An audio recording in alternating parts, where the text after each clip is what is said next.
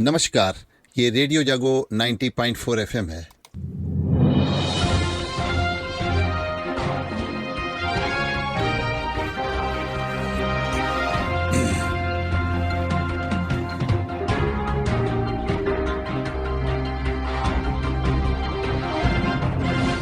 अब आप अभय शंकर गौड़ से आज की हलचल सुनिए। आज लोकसभा चुनाव में एक बार फिर एनडीए ने अपनी बढ़त हासिल की है, लेकिन इस बार इंडिया गठबंधन ने भी अच्छी विजय हासिल करके एनडीए का मुकाबला किया है और कांटे की लड़ाई आज पूरे दिन भर मतगणना के दौरान रही और अभी भी कुछ स्थानों पर मतगणना चल रही है। तो आपको बता दें, आज हरदोई के लिए आप लगातार रेडियो जागो 90.4 एफएम पे आपने जो दिन में विश्वास व्यक्त किया, उसके लिए हम आपको धन्यवाद देते हैं। रेडियो जागो 90.4 एफएम के दिन भर हमारे जो साथी हैं, हमारे जो प्रतिनिधि हैं, वो मतगणना स्थल पर रहे और उन्होंने हमको लगातार वहां से जो अपडेट देते रहे वो हम आप तक पहुंचाते रहे। तो श्रोताओं, आज एक हम आपको ये भी नई बात बता दें, हरदोई लोकसभा क्षेत्र से भारतीय जनता पार्टी के प्रत्याशी जयप्रकाश ने इस बार विजय हासिल की है और उन्होंने अपनी निकटतम प्रतिद्वंदी समाजवादी पार्टी की उषा वर्मा को भारी मतों से हराया है। वहीं दूसरी ओर मिश्रिक लोकसभा क्षेत्र के प्रत्याशी अशोक रावत को भी विजय हासिल हुई है और उन्होंने भी अपने निकटतम प्रतिद्वंदी समाजवादी पार्टी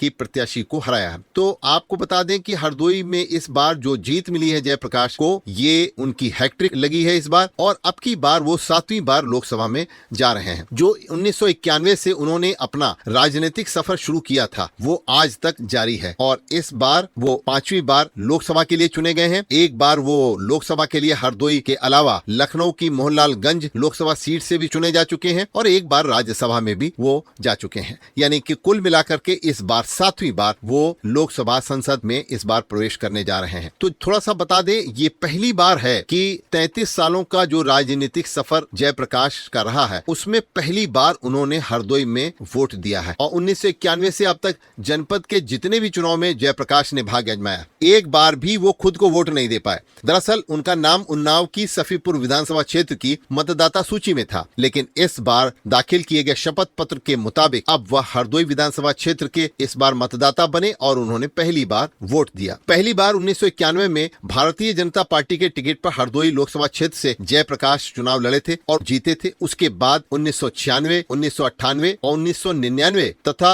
2019 में हरदोई लोकसभा क्षेत्र से वो चुनाव लड़े, विजयी हुए। जयप्रकाश ने 2004 और 2009 का लोकसभा चुनाव मोहनलालगंज सीट से लड़ा था। वर्ष 2014 का चुनाव उन्होंने मिश्रिक लोकसभा क्षेत्र से लड़ा था और 7 लोकसभा चुनाव लड़ चुके हैं जयप्रकाश। तो इसी तरीके से हम आपको बता दें, जो मिश्रिक लोकसभा सीट पे भारतीय जनता पार्टी के अशोक रावत विजयी रहे हैं, वो भी इस बार 4थी बार लोकसभा में प्रवेश करेंगे। 3 बार वो इससे पहले संसद सदस्य रह चुके हैं और वो हमेशा अधिकतर मिश्रिक लोकसभा क्षेत्र से ही संसद सदस्य रहे हैं। तो आज आपको बता दें, जो मतगणना दिन भर चली उसके बारे में अभी हम आपको ले चलते हैं हमारे रेडियो जागो 90.4 एफएम के प्रतिनिधि महेश मिश्र। और महेश मिश्र बता रहे हैं कि कैसे आज मतगणना हुई और किस तरीके से आज हरदोई लोकसभा क्षेत्र और मिश्रिक लोकसभा क्षेत्र में मतगणना स्थल पर माहौल रहा और कुल मिलाकर के किस तरीके से जीत दर्ज की गई। महेश मिश्र। लोकसभा सामान्य निर्वाचन की आज जो मतगणना हुई उसमें 8 बजे गल्ला मंडी स्थल पर सभी मतगणना कर्मी और जिला प्रशासन के लोग पहुंचे और जो काउंटिंग एजेंट थे वो भी पहुंचे। स्ट्रांग रूम से क्रमशः जो पंडाल बने थे मतगणना के 8 विधानसभाओं के, जिसमें 5 लोकसभा क्षेत्र हरदोई के आते थे और जनपद के 3 विधानसभा क्षेत्र मिश्रिक लोकसभा में आते थे, उसमें इस तरीके से स्ट्रांग रूम से बक्से में बंद ईवीएम लाकर सुरक्षा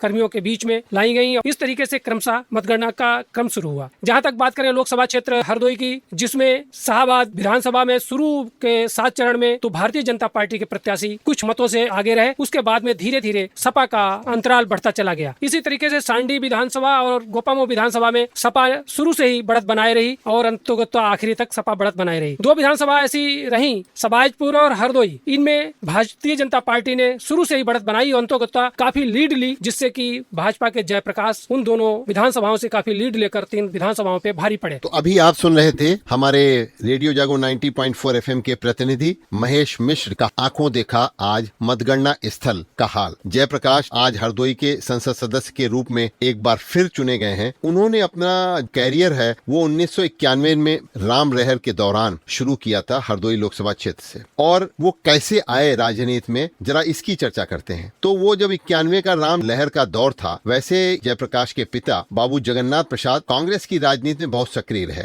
और वो उत्तर प्रदेश की विधानसभा के उपाध्यक्ष भी रहे। पुराने नेताओं के होने की वजह से भारतीय जनता पार्टी हो चाहे कांग्रेस के, आपस में उनकी मुलाकात मेल मिलाप होता रहता है। तो 90 के दशक का दौर था, उस समय उन्होंने हरदोई में जयप्रकाश को एक गैस की एजेंसी खुलवाई। तो भाजपा के जिलाध्यक्ष गंगा सिंह चौहान उस जमाने में हुआ करते थे और जिला महामंत्री रामबली मिश्रा हुआ करते थे। उनके भी जयप्रकाश के पिता से अच्छे संबंध थे और उन्होंने ये सोच करके कि हाँ, हो सकता है कि हमारा बेटा जीत जाए और संसद सदस्य बन जाए, तो उन्होंने इनको सब लोगों ने मिल करके जयप्रकाश को टिकट आखिर भारतीय जनता पार्टी का 91 में दिला दिया। और 91 में वो राम लहर के दौरान जयप्रकाश ने अपना पहली जीत का राजनीतिक सफर शुरू किया और वो तब से जो राजनीतिक सफर उनका शुरू हुआ वो आज हरदोई में 4 जून को 7वीं बार लोकसभा में जाने की परिणति के तौर पर आज प्रकट हुआ है। तो राजनीति कहाँ से चलती है और कहाँ पहुंचती है, थोड़ा सा ये हमने आपको इतिहास का परिदृश्य दिखलाया। अब हम ले चलते हैं आपको जयप्रकाश रावत के पास। हमारे साथ इस समय जुड़े हुए हैं हरदोई के संसद सदस्य, जो आज अभी मतगणना स्थल पर हम लोग हैं और यहाँ पे रिजल्ट डिक्लेयर हो गया है और जयप्रकाश रावत हरदोई से 7वीं बार जो है लोकसभा में जा रहे हैं। तो आइए हम हरदोई की जनता को उनसे सीधे रूबरू कराते हैं, रेडियो जागो 90.4 FM के श्रोताओं को। सबसे पहले तो मैं रेडियो जागो के जो हमारे सम्मानित श्रोता हैं उनको बहुत बहुत धन्यवाद देना चाहता हूं कि उन्होंने हमारी बात सुनी और समय समय पे मैं इस चैनल पे आता रहा और अपनी अपील भी करता रहा। और जो हमारे यशस्वी प्रधानमंत्री के नेतृत्व में जिस तरह से 10 वर्षों में जो कार्य हुए हैं उनको भी मैंने श्रोताओं के बीच में बताया। मैं समझता हूँ उसका बहुत प्रभाव पड़ा कि आज मैं पुनः भारतीय जनता पार्टी का सांसद चुना गया हूँ। तो आपकी बार हरदोई में क्या क्या चीजें प्राथमिकता पे रहेंगी? हरदोई लखनऊ एक्सप्रेसवे भी बन रहा है, बाईपास भी बन रहा है। अभी कौन से ऐसे काम आप सोच रहे हैं जो हरदोई में छूटे हैं जिनको पूरा किया जाएगा?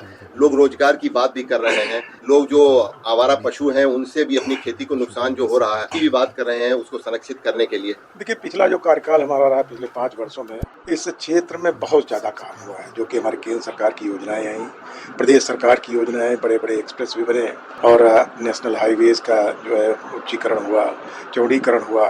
और यहाँ पर मैं समझता हूँ कि मेडिकल कॉलेज आया, बहुत सारी जो है प्रोजेक्ट यहाँ पर आए पिछले 5 वर्षों में। और हमारी कुछ प्राथमिकताएं पिछले कार्यकाल में भी थी, इस बार भी रहेंगी। एक तो बहुत पहले से हमारे साथी के लोगों की, मैं समझता हूँ उधर के पूरे जो हमारे इधर की क्षेत्रीय जनता की थी कि जो बहुत पहले एक रेलवे मार्ग चला करता था ब्रिटिश पीरियड में, जिसकी जमीन भी अभी पड़ी हुई है और उस पर फिर से उस रेल मार्ग को चलाने के लिए मैंने शासन पे लिखा भी था, केंद्र सरकार में उस पर काम भी हुआ था और मेरा प्रयास रहेगा कि वो इस कार्यकाल में वो रेल निर्माण शुरू हो जाए। हरदोई में अब की बार महिलाओं ने आपको वोट दिया और बहुत ज्यादा मात्रा में दिया। आपने चुपके चुपके जो है महिलाओं का वोट कैसे ले लिया? ये देखिए, ये तो हमारे जो सरकार की जो योजनाएं हैं, उन्होंने सदियों से जो उपेक्षित रही हमारी मातृशक्ति, उनको सबसे पहले किसी ने उनकी चिंता की तो हमारे प्रधानमंत्री जी ने की। और जैसे 2014 में उन्होंने प्रधानमंत्री का पद संभाला, उन्होंने सबसे पहले हमारी जो आबादी की 50% आबादी है देश की, हमारी मातृशक्ति की, उनके लिए जो मूलभूत समस्याएं थी उनको उन्होंने दूर करने को, उन समस्याओं का निराकरण करने का काम किया। तो हरदोई के युवा रोजगार की बात बहुत कर रहे हैं और उन्होंने इस आशा में आपको फिर दोबारा एक बार 7वीं बार लोकसभा के लिए चुना है। तो अब की रोजगार की बात कैसे होगी? देखिए, हरदोई जिला पूरी तरह से एक औद्योगिक स्थल बन गया है और मैं समझता हूँ कि जो हमारा इंडस्ट्रियल एरिया था वहाँ सैकड़ों इंडस्ट्रीज आ गई हैं और प्रस्तावित है एक और इंडस्ट्रियल एरिया। तो जब यहाँ कारखाने लगेंगे, मिल्स लगेंगे तो निश्चित रूप से युवाओं को भी रोजगार मिलेगा। और भी बहुत सारी योजनाएं हैं, सरकारी नौकरियों में, हमारी प्राइवेट संस्थान है उसमें नौकरी देने का काम हमारी सरकार करेगी। और अब की बार एक बात और चल गई है कि इस बार आप जो हैं मंत्री भी बनाए जा सकते हैं, क्योंकि जो स्थिति बन रही है अभी एनडीए की, उसमें आपका मंत्री बनने की बहुत सी संभावनाएं। अगर ऐसा कहीं हो गया तो क्या हरदोई के लिए खास आप करेंगे? देखिए, व्यक्तिगत रूप से हमारी कोई महत्वाकांक्षा नहीं है और यदि शीर्ष नेतृत्व इस तरह मुझे समझता है तो जो भी हमको जिम्मेदारी दी जाएगी अपना 100% में देने का प्रयास करूंगा। आपको बहुत बहुत बधाई। आज रेडियो जागो 90.4 FM की तरफ से मैं अभय शंकर गौड़ व्यक्तिगत रूप से भी आपको बधाई दे रहा हूं, साथ साथ रेडियो जागो 90.4 FM के सभी श्रोताओं की तरफ से आपको 7वीं बार लोकसभा में चयनित होने के लिए बधाई और साथ साथ में एक आने वाली बधाई भी दे रहे हैं। हो सकता है वो भी बड़ी बात आपके साथ जुड़ जाए। बहुत बहुत धन्यवाद। तो अभी आप सुन रहे थे जयप्रकाश, जो हरदोई के संसद सदस्य 7वीं बार आज बने हैं और उन्होंने सबसे पहला अपना जो आज हरदोई में इंटरव्यू दिया है वो रेडियो जागो 90.4 एफएम को दिया है। अब हम आपको ले चलते हैं हरदोई के दूसरे संसद सदस्य अशोक रावत के साथ। सब ये जनता की और हमारे पार्टी के सभी मजबूत कार्यकर्ता है, सब कार्यकर्ताओं की जीत है। हरदोई के हमारे सभी विधायक, सभी हमारे पदाधिकारी, सबने मेहनत करी और उस मेहनत का नतीजा ये है। हमारे यशस्वी प्रधानमंत्री जी, हमारी जनता, हमारे पार्टी के कार्यकर्ता, हमारे विधायक, सारे जो भी समर्थित हमारे साथ में जुट के जिन्होंने मेहनत करी, सबका जनता का मत है। और मैं इससे पहले 2.5 लाख वोट पा करके जीता, उसमें वो नहीं, जनता का मार्जिन है, जनता वोट देती है, उसमें कितना 10 साढ़े 10 लाख वोट पड़ा है। जो जनता से आएगा, जो डिमांड होगी, हम उसको प्राथमिकता पे लेंगे।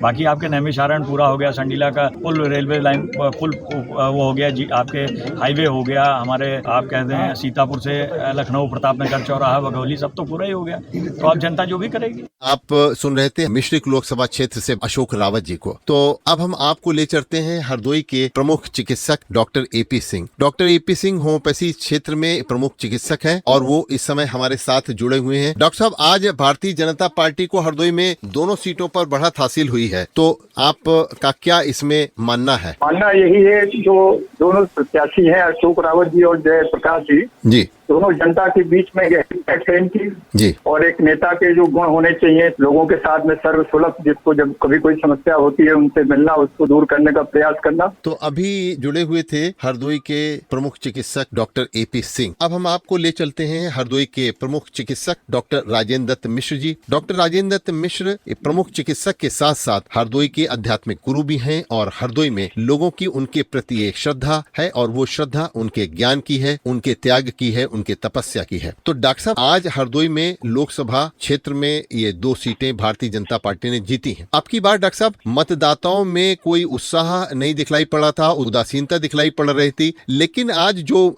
मतगणना के रिजल्ट आए हैं, नतीजे आए हैं, उसमें ये बात पता लगी है कि मतदाताओं का जो जैसे एक शांत समुद्र जब होता है और उसमें बाद में उथल पुथल आती है, तो ऐसे ही आज डॉक्टर साहब उथल पुथल दिखलाई पड़ी है। दोनों सीटें हरदोई की भारतीय जनता पार्टी को मिली हैं। आप क्या डॉक्टर साहब इस पे समझते हैं? देखिए, समुद्र शांत जरूर होता है, हमको दिखता है जी, लेकिन अंदर से समुद्र हमेशा चंचल होता है। क्या बात कही है। गहराई में शांत होता है, जब बहुत गहराई में आप चले जाएं। जी, तो जो ये उपलब्धि भारतीय जनता पार्टी को हरदोई में हुई है, जी, निश्चित रूप से हम सब इसको यही अपेक्षा कर रहे थे। जी, इसमें हम कोई अप्रत्याशित घटना ही नहीं है। जी, और मैं तो बधाई देना चाहूंगा जी, यहाँ से लोगों को। जी, और क्योंकि राजनीति है तो जन के हाथ में है, जी, कौन सी बात किसको अच्छी लग जाए। जी, तो ये कहना कि मतदाता शांत था, शांत के कई कारण थे। जी, मैं कोई सामने नहीं आना चाहता था, जी, परंतु जो कुछ भी जनता ने किया है जी, वो सोच समझ के किया है। जी, और इसके लिए हम सब दोनों ऐसी बधाई के पात्र हैं। जी, और मैं तो ये कहूंगा कि और जगह भी सबने अपने अपने बल के अनुसार कार्य किया। जी, इसके पीछे कोई विशेष ध्येय मुझको नहीं मालूम पड़ता है, जी, लेकिन प्रयास हर खिलाड़ी जीत का करता है, जी। लेकिन खिलाड़ी को जीत और हार की चिंता नहीं होनी चाहिए। बहुत बढ़िया बात आपने कही है कि खिलाड़ी को हार और जीत की चिंता नहीं होनी चाहिए। तो हमारे साथ रेडियो जागो 90.4 एफएम के साथ हरदोई के प्रमुख चिकित्सक और आध्यात्मिक गुरु डॉक्टर राजेंद्र दत्त मिश्र अभी जुड़े हुए थे और डॉक्टर साहब ने हमको बताया। डॉक्टर साहब, आपका बहुत बहुत शुक्रिया, बहुत बहुत धन्यवाद और साधुवाद कि आपने रेडियो जागो के श्रोताओं को आज जुड़े और उनको या हमने एक आपने संदेश भी दिया। धन्यवाद, धन्यवाद। थैंक यू डॉक्टर साहब। तो अभी आप सुन रहे थे डॉक्टर राजेंद्र दत्त मिश्रा को और उन्होंने आपको बताया कि हरदोई में इस बार जो है वो किस तरीके से यहाँ के मतदाताओं ने अपना अंदर का जो उद्गार है वो एक्सप्रेस किया है, उसको परिलक्षित किया है। तो अभी आप सुन रहे थे रेडियो जागो 90.4 एफएम अभय शंकर गौड़ से आज की विशेष चुनावी हलचल। सुनते रहिए रेडियो जागो 90.4 एफएम। आप स्वस्थ रहें, आप खुश रहें, आपके सुखमय जीवन की हम कामना करते हैं।